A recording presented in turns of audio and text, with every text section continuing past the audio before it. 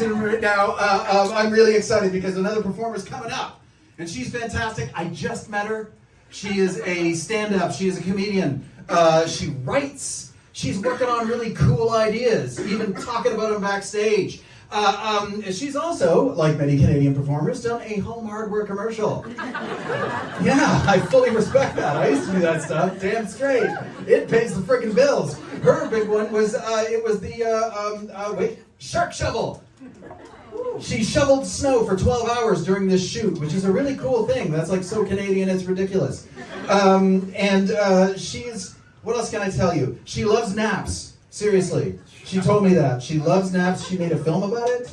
She made a film about how much she loves naps. I'm going to shut up so she can get her time. Ladies and gentlemen, please welcome Cari Haim.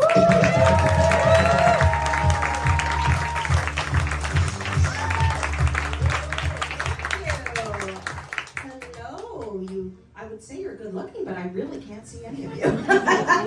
But it's nice to meet all of you. So I celebrated a birthday recently. Yes, thank you. I turned 55 years old. And you get the Shoppers discount, eh? At 55 at my Shoppers. Does anyone get it? Oh my, and it's Thursday today. You must run. After the show, you must go. It's so worth it. But anyway, so I did turn 55. Well, that's only mostly true. Most of me turned 55. Yeah, about 3 months ago, my breasts turned 3. Yeah, it's true. I am a 1970s model with 2022 parts. I'm an Aquarius. They're Pisces. It's a whole thing. We like to say, happy birthday to boobs. Yeah, anyway. But this wasn't my choice, of course. I am a breast cancer survivor. It's always funny when people clap, like, she's still ticking. Yay. And so I had a double mastectomy with immediate reconstruction. So what that means is that the first doctor removed all the cancer, and the second doctor used my leftover skin as an art project. So, it's a good art project. You know, it can hang in the Louvre. We're happy with it. It is funny though when you tell friends and family and people that you have breast cancer and you're getting a double mastectomy. The bonkers, insane things that people say to you, like for example, you are so lucky. A free boob job. Are you gonna go for the Dolly Parton? What? Nobody is saying this to the people getting their leg amputated. Oh, you going for the Terry Fox? Oh.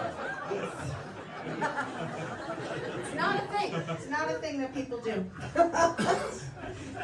Yeah, it's funny, we're getting older, which is good, I guess, and but your body starts to like break down after a while. You get does anyone have the crackly knees and the crackly ankles? Like I go up the stairs and it's like click, click, click, click, click, click, click, and my kids are like, what's happening? But we're breaking down a little, and that's normal, right? Like that's what's supposed to happen. But I realize these are not going to break down in the way that other things are going to break down. It just really makes me wonder what the archaeologists are going to say when they find my body in the year 3042. Yes, here we have this specimen of this middle-aged woman, yeah? You can see, after her death, they remove her breast tissue and replace with the silicone implants. Therefore, her breasts can then point perpetually up into the heavens, ensuring a fruitful afterlife. That is going to be the only explanation for why we replace these things.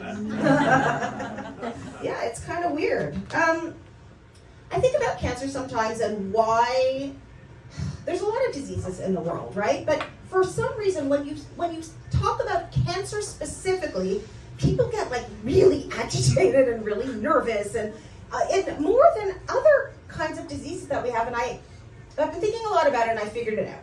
This is why. It's the death. It's the death thing. Yeah.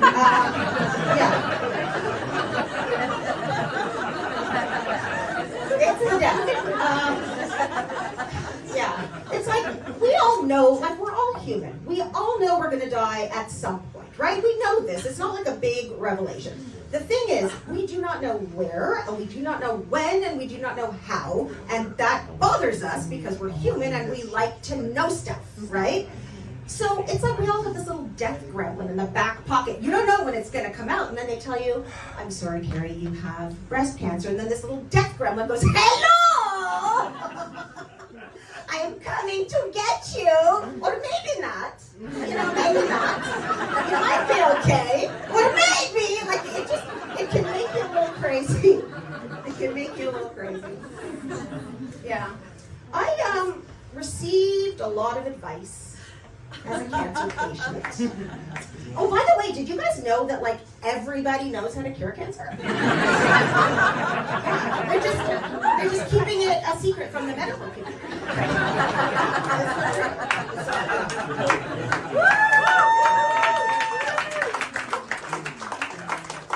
It's true. Cari, you should try oregano oil. I mean, you'll smell like a pizza, but it's really effective. Cari, it's the sugar. Sugar causes cancer. Sugar feeds cancer. Didn't you know that? No, genius, I didn't know that. And now all I want to do is eat like a giant chocolate cake just to test your theory. Like, what do you do? Who says these things? You know, in addition to the very fancy double mastectomy that I have, I also participated in chemotherapy. Don't want to brag. Yeah. And we know the big selling feature of chemo is the hair loss, okay? And we knew that was going to happen. It sucked. I did the freezing thing, the capping thing, which in my case, it was because I didn't want to have permanent hair loss because the kind of chemo that I had, they said maybe. So I did lose my hair. It was whatever. It sucked, but it was fine. It's back. See? So I'm glad about that. But what was not in the brochure, and what no one told me, is that when they talk about hair loss, they talk about it means all the hair. Yeah. Not in the brochure? All the hair. All. Okay, people. I'm from the 70s, okay? We don't do this bald thing down here. So if there's any millennials in the audience who are doing that kind of thing, hats off, because the maintenance, I can't even imagine. Good for you. What also I didn't realize was the nose hair. Oh my gosh, you do not think about nose hair until you have no nose hair. It's like that dam that holds back the flood. Like I missed my nose hair so. Listen, this is what I want you to do. Tonight, you're gonna go home, you're gonna say, oh my God, that was such a fun comedy show. You're gonna go to the bathroom, you're gonna look up. Well, sir, you won't have to look up. You just look straight. But everyone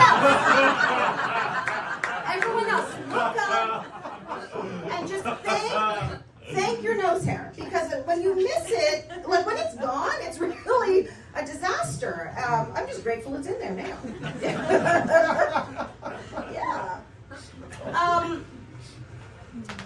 Let me think here. So one of the things that I really like to do during my cancer experience is freak people out.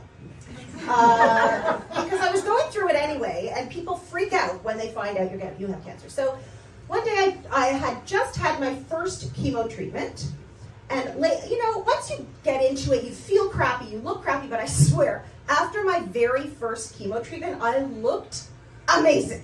Like, because it's poison, it's poisoning. I had not a blemish, okay? Glowing, I swear, I have pictures of this. I looked amazing. So I pull up, driving to my in-laws. They live in a condo building with like a guy there, the security guy, and that day it was Gary. And I know it was Gary because he had a sign and it said Gary. But actually, the real reason I know it's Gary is because the first time I met Gary, I said, Gary, Carrie, we rhyme. And these are the things that make me happy. So anyway, I pull up and I tell him where I'm going. He goes, oh, hi, you hadn't seen me in a while. He goes, you look amazing. Like, what are you doing? And I went, cancer. And he's like, God forbid.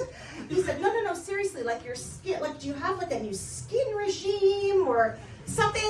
What are you doing? And I went, chemo. And he just lost his mind. This poor guy. I felt so bad for him, but it made me happy. I was sick. He would be fine. He recovered later. He felt horrible. It's like that thing when you say to somebody, how are you doing? You're like, actually, I've just been diagnosed with cancer. And you're like, oh my God, I shouldn't have asked that question. But of course you should have asked that question, because how are you supposed to know they were just diagnosed with cancer? Life is weird. Anyway, the one thing about this entire experience that made me cuckoo bananas was when people would say to me, you are such a warrior. You're such a hero. You're a fighter. Okay, listen, people. Other diseases do not have this prestige, okay?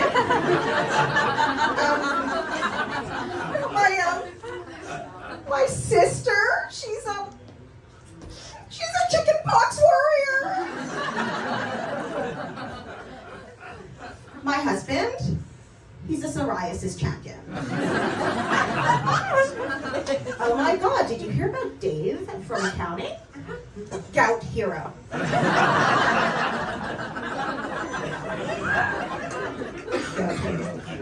Anyway, friends, thank you so much for being here. My name is Cari Haim.